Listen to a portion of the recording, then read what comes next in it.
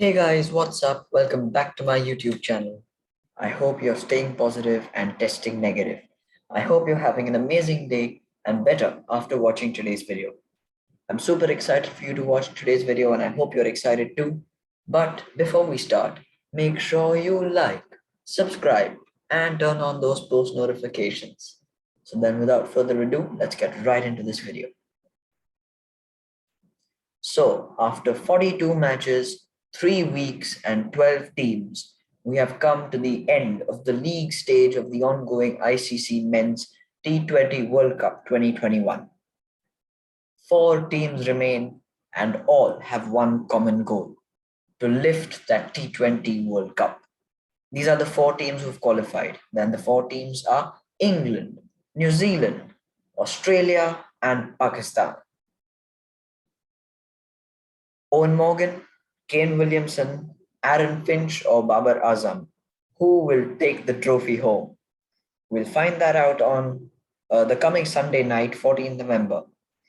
But before that, let's take a look at the Super 12 stage to see how these 4 teams made it to the semifinal and how difficult it was for them.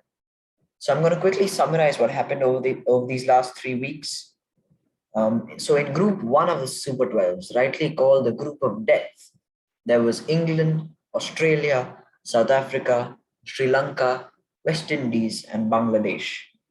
From this group, Bangladesh was the biggest disappointment as they lost all 5 of their games. Defending champions West Indies did not have a memorable tournament either, as they only won 1 match from their 5. Sri Lanka were, you can say, better than them, winning 2 from 5, but even they disappointed. But let's focus on the top 3 teams. That's England, Australia, and South Africa. All 3 of them won 4 out of their 5 and were really impressive in the tournament. But South Africa was given the return ticket due to an inferior net run rate. Such a shame. But England was by far the best team in that group, winning their first 4 matches but losing their last one against South Africa. Australia were good as well, and their lone loss came against England only. Here is a stat though. In each of Australia's games, including their loss, they bowled first and they had to chase a total. So in the semi-final, if by chance they're asked to bat first, they might struggle, but who knows?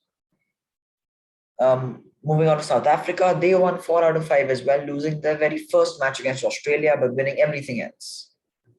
But their net run rate has let them down, even though it was in the positive.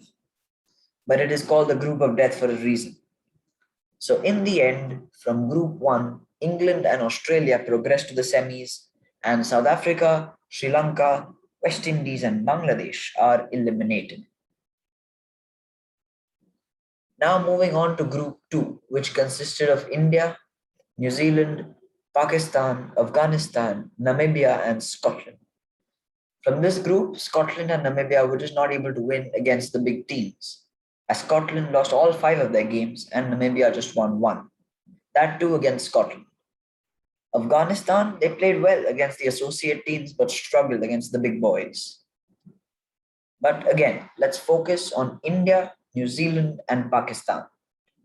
India, we can say, was the least impressive and underperformed in Virat Kohli's last assignment as T20I captain of India and Ravi Shastri's last assignment as India coach. They lost their first match against Pakistan as they suffered a 10-wicket crushing by their arch rivals. After being put into bat in Dubai, Rohit and Rahul got thunderbolt deliveries from Shaheen Shah Afridi. Rohit got a toe-crushing Yorker first ball to BLBW, and KL got an in-swinging length delivery and got clean bowled. Suryakumar could not do much either, but then the skipper Virat Kohli and Rishabh Pant played smart cricket and took India to 151 for 7. But then the Pakistan openers Babar Azam and Mohammad Rizwan chased the target down by themselves in just 18 overs, as Pakistan broke their World Cup jinx against India, winning a World Cup match after 13 attempts. Then in India's next match against New Zealand, India suffered another thumping after managing to just post 110 for 7 on the board before Daryl Mitchell and Kane Williamson helped New Zealand to chase it down in just 14 overs. After this game, fans and people felt that only if India bowled first, they would win, and that there was a big problem in the batting form of the players. Also, after this game, India's fate was no longer in their own hands, and they would need a favor from Afghanistan to beat New Zealand to hope to qualify for the semis, whilst also needing to beat their own next three opponents by big margins. India did manage to do the latter, beating Afghanistan, Scotland, and Namibia. India batted first against Afghanistan and smashed 210 for 2, with Rohit scoring 74, Rahul scoring 69, Pant scoring an unbeaten 27 of just 13, and Hardik also unbeaten on 35 in just 13, with all four of them returning to form. Then the bowlers restricted Afghanistan to just 144 for 7 as India completed a comprehensive 66-run victory. Then against Scotland, India's bowlers were fantastic in restricting Scotland to just 85 all out, with Shami and Jadeja taking 3 wickets each. Then the batsmen chased down the target with minimal fuss in just 6 overs. And then came the big game, Afghanistan versus New Zealand. Afghanistan needed to win for India to qualify, but Kane Williamson ensured that New Zealand won and therefore progressed to the semis, knocking India out. However, in India's last game against Namibia, they were ruthless as they chased down the 133 set by Namibia in just 15 and a half overs. KL Rahul got another 50 and so did Rohit, with Suryakumar applying the finishing touches. In Virat Kohli's last match as T20 captain, he didn't get to bat, but India bowed out of the tournament with 3 consecutive crushing wins. Moving on to New Zealand, they were very, very impressive all through the tournament as they won 4 out of their 5 matches, losing only to Pakistan. Those 4 wins came against India, Afghanistan, Scotland, and Namibia, all very convincing, and one can't really find a fault in that team. However, the most impressive team of this group, and for me, the entire tournament, was Pakistan, who won all their 5 matches very convincingly without any issues. Their batting looks very solid, bowling looks penetrating, and they have fielded very well as well.